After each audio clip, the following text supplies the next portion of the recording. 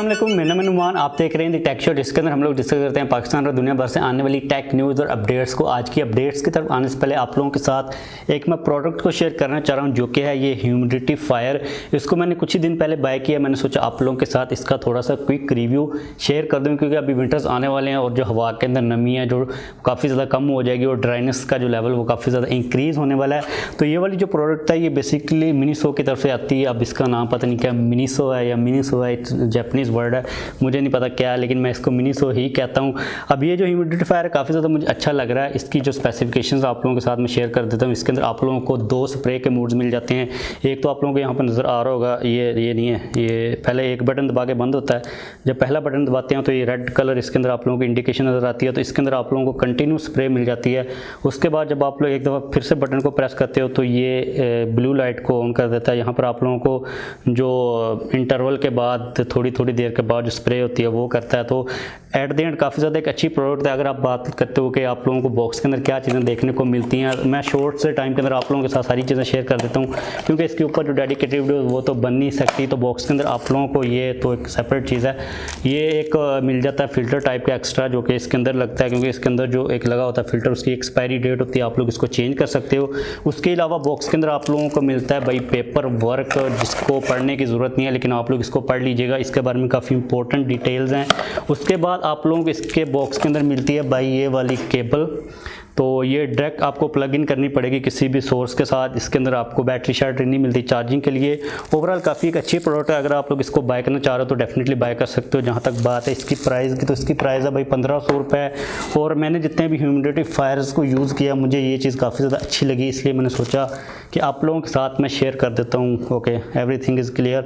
तो आते हैं आज हम लोग आज की अपडेट्स की तरफ। पहली अपडेट भाई आ रही है वीवो की तरफ से। वीवो ने V20 को पाकिस्तान के अंदर लॉन्च कर दिया हुआ है। अब मैं कम अल्फाज के अंदर इन शॉर्ट आप लोगों को इस स्मार्टफोन का रिव्यू दे देता हूँ, जितना मेरा नॉलेज है मार्केट के अंदर जो हमें चीज़ें जो स्मार्टफोन्स ऑलरेडी देखने को मिल रहे हैं। भाई जो वीवो V20 है इसकी प्राइस रखी गई है 60,000 रुपये। तो अगर आप लोग 60,000 के प्राइस बजट के अंदर कोई भी सबसे बेस्ट वैल्यू फॉर स्मार्टफोन देख रहे हो तो भाई ये बिल्कुल भी नहीं है, इसकी तरफ बिल्कुल भी मत जाना। जो हमें स्पेसिफिकेशंस मिल रही हैं, फर्स्ट ऑफ ऑल जो हमें इसके अंदर प्रोसेसर मिल रहा है स्नैपड्रैगन 720G, वो सेम प्रोसेसर हमें अंडर 40,000 देखने को मिल रहा है, लेकिन इसकी प्राइस 60,000 है। उसके अलावा डिस्प्ले के अंदर हमें फ्रंट के ऊपर नोच मिल रही है। अब मुझे समझ नहीं आती कि एज़ कम्पेयर टू V19 जिसके अंदर फ्रंट के ऊपर हमें डुअल पंच होल मिल रहा था, वीवो ने क्या चीज़ की है। बैक साइड के ऊपर हमें जो डिज़ाइन मिल रहा है वो काफ़ी ज़्यादा इंटरेस्टिंग है, काफ़ी अच्छी लुक मिल जाती है, लेकिन भाई जो फ्रंट के ऊपर डिज़ाइन है वो टोटली तौर पर डेड है। उसके अलावा डिस्प्ले के अंदर हमें सुपर एमोलेड डिस्प्ले मिल रहा है। अब अगेन इस प्राइस रेंज के अंदर ये वाहिद कोई कंपनी नहीं है जो कि हमें सुपर एमोलेड डिस्प्ले दे रही है। 64 मेगापिक्सल का बैक साइड के ऊपर मेन सेंसर है, which is again not a unique thing. उसके अलावा फ्रंट के ऊपर में 44 मेगापिक्सल का सेल्फी कैमरा मिल जाता है। 4000 mAh की बैटरी है, साथ में 33 वॉट की फास्ट चार्जिंग की सपोर्ट है। अब इस स्मार्टफोन की भाई अगर आप लोगों को लुक्स पसंद आ रही है, इसका जो ओवरऑल स्ट्रक्चर है, इसकी जो हैंड फील वगैरह अगर आप लोग इसको चेकआउट करते हो तो पसंद आ रही है तो आप लोग इसको बाय कर सकते हो। लेकिन भाई एट द एंड ये जो बेस्ट फॉर मनी डिवाइस है वो उसके अंदर बिल्कुल भी नहीं आती। इसके बाद अगर हम लोग बात करते हैं पाकिस्तान की मार्केट के अंदर एक और न्यूली लॉन्च स्मार्टफोन की, जो कि है ओप्पो की तरफ से F17 Pro। इसकी प्राइस पाकिस्तान के अंदर रखी गई है 52,000। अब ओप्पो F17 Pro के बारे में भी मेरी सेम वही ओपिनियन है जो कि वीवो V20 के बारे में थी। If you are looking for best value for money device at 52,000 price tag, I don't think Oppo F17 Pro is the best option. आप लोगों को मार्केट के अंदर भाई इससे अच्छे काफ़ी ज़्यादा ऑप्शंस मिल जाएंगे। अब ओप्पो F17 Pro के बारे में एक चीज़ मैं काफ़ी इंटरेस्टिंग नोटिस कर रहा कि ओप्पो ने इसकी जो प्रमोशन की है उसके अंदर ओप्पो F17 Pro से ज़्यादा ये जो सायरा यूसुफ हैं और जो आसिम अजहर हैं इनकी शक्लें नज़र आ रही थी। I don't think this is a good idea to communicate with the user base, क्योंकि भाई पाकिस्तान के अंदर जो यूज़र्स हैं उनको पता है जो स्मार्टफोन का बायर है वो काफ़ी ज़्यादा अल्हम्दुलिल्लाह अब इस काबिल है कि वो चीज़ों को अंडरस्टैंड कर लेते हैं कि भाई स्मार्टफोन बाय करने से पहले आप लोगों ने मॉडल्स की शक्लों को नहीं देखना, आप लोगों ने जो वैल्यू फॉर मनी चीज़ तो हमें प्रोवाइड की जा रही है उसको भी देखना होता है। अगर हम लोग बात करते हैं स्पेसिफिकेशंस की, तो मीडियाटेक का हीलियो P95 प्रोसेसर दिया जा रहा है। अब आप लोगों को अच्छी तरह समझ जाए कि भाई अगर आप लोग 52,000 के प्राइस टैग को देखते हो और ये जो मीडियाटेक का P95 प्रोसेसर है ये कहाँ पर स्टैंड कर रहा है। उसके बाद इसके अंदर हमें एमोलेड डिस्प्ले मिल रहा है जो कि अच्छी चीज़ है, लेकिन this is not the only company which is providing the AMOLED display at this price tag. 4015 mAh की बैटरी है, साथ में हमें 30 वाट की फास्ट चार्जिंग की सपोर्ट मिल जाती है। तो आई थिंक कि आप लोगों को मेरी राय की समझ टोटल तौर पर आ गई होगी इस स्मार्टफोन के बारे में। उसके बाद अगली अपडेट आ रही है भाई स्मार्टफोन्स की ओवरऑल टेक्नोलॉजी के रिलेटेड, जो कि है कि स्मार्टफोन कंपनीज अब 100 वाट की वायरलेस चार्जिंग के ऊपर काम कर रही हैं। अनकरीब हमें स्मार्टफोन्स के अंदर 100 वाट की वायरलेस चार्जिंग की सपोर्ट मिल जाएगी।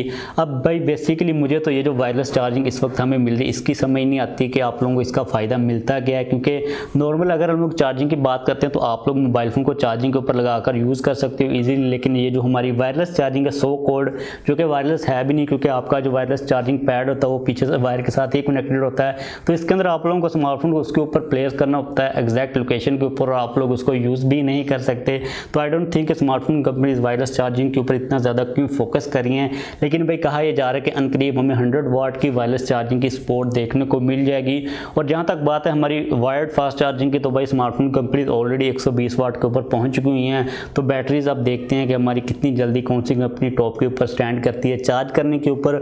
उसके बाद अगली अपडेट यहाँ पर आ रही है भाई सैमसंग की तरफ से। सैमसंग के एक्सिनोस 1080 प्रोसेसर के रिलेटेड उसके जो Antutu बेंचमार्क स्कोर्स हैं वो सामने आ चुके हैं, जो कि हैं 6,90,000 से थोड़े से ज़्यादा। अगर हम लोग यहाँ पर बात करते हैं स्नैपड्रैगन 865 प्लस की, तो उससे ये थोड़े से ज़्यादा स्कोर्स हैं। लेकिन भाई यहाँ पर बात यह है कि जो स्नैपड्रैगन 865 प्लस है वो पीछे वाला प्रोसेसर, इससे पहले इसको लॉन्च किया गया।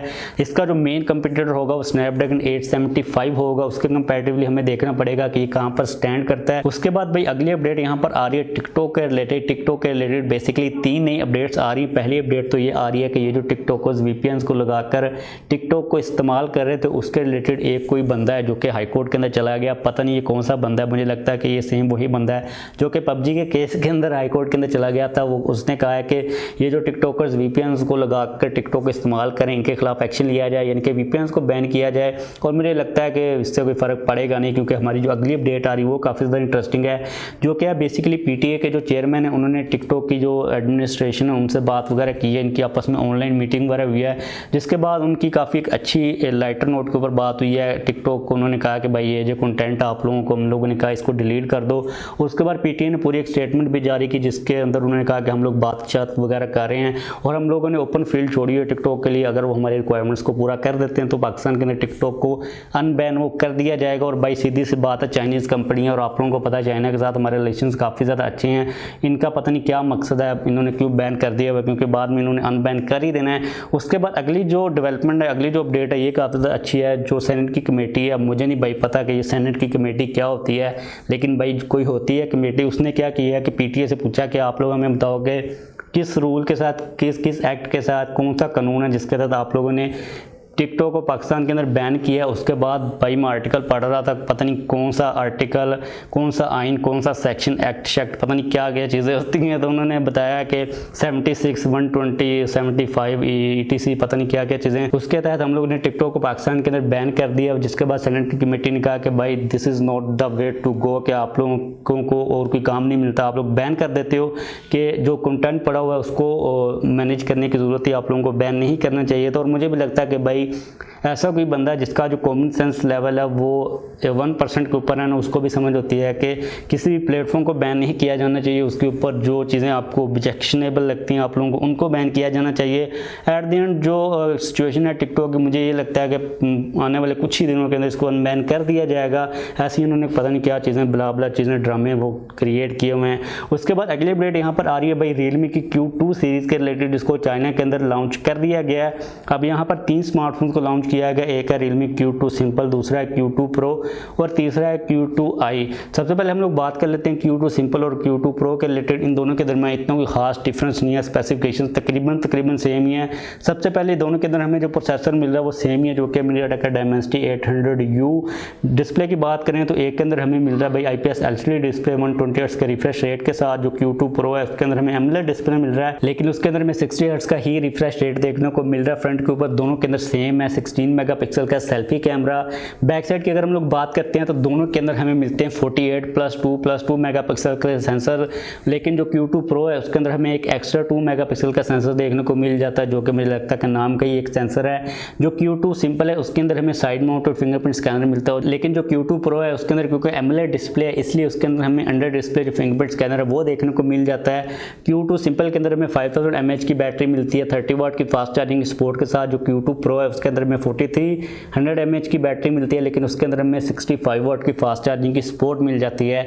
अगर हम लोग बात करते हैं Q2i की, जो कि एक बेसिक एंट्री लेवल का फोन है, 6.5 इंचेस की IPS LCD screen 720p resolution के साथ। बैक साइड के ऊपर मेन सेंसर 13 मेगापिक्सल का, फ्रंट के ऊपर 8 मेगापिक्सल का सेंसर है। मीडियाटेक का डायमेंसिटी 720 प्रोसेसर देखने को मिल जाता है। उसके अलावा बैक साइड के ऊपर फिंगरप्रिंट स्कैनर है। 5000 mAh की बैटरी के साथ 18 वाट की फास्ट चार्जिंग की सपोर्ट मिल जाती है। अब ये जो Realme का Q2i है इसके अंदर भी हमें 5G की सपोर्ट देखने को मिल जाती है, which is a very nice thing. लेकिन हमारे पास 5G नहीं है तो हमें 5G मिले या ना मिले उससे कोई इतना खास फर्क पड़ता नहीं है। तो बस आज के लिए हमारे पास यही अपडेट्स आ रही थी। वीडियो खत्म करते हैं। वीडियो खत्म करने से पहले अगर आप लोगों को किसी किस्म का कोई क्वेश्चन हो किसी भी चीज़ के बारे में टेक के रिलेटेड, तो आप लोग डेफिनेटली नीचे कमेंट्स के अंदर पूछ सकते हो। उसके अलावा मैंने जो पोको X थी उसका रिव्यू भी चैनल के ऊपर अपलोड कर दिया। अगर आप लोगों ने अभी तक नहीं देखा तो आप लोगों को मैं लिंक नीचे प्रोवाइड कर दूंगा। आप लोग अगर इंटरेस्टेड हो तो आप लोग उसको भी देख सकते हो। जाने से पहले इस वीडियो को लाइक लाजमी तौर पर कर दीजिएगा। अगर आपने अभी तक चैनल को सब्सक्राइब नहीं किया तो चैनल को भी सब्सक्राइब कर लीजिए।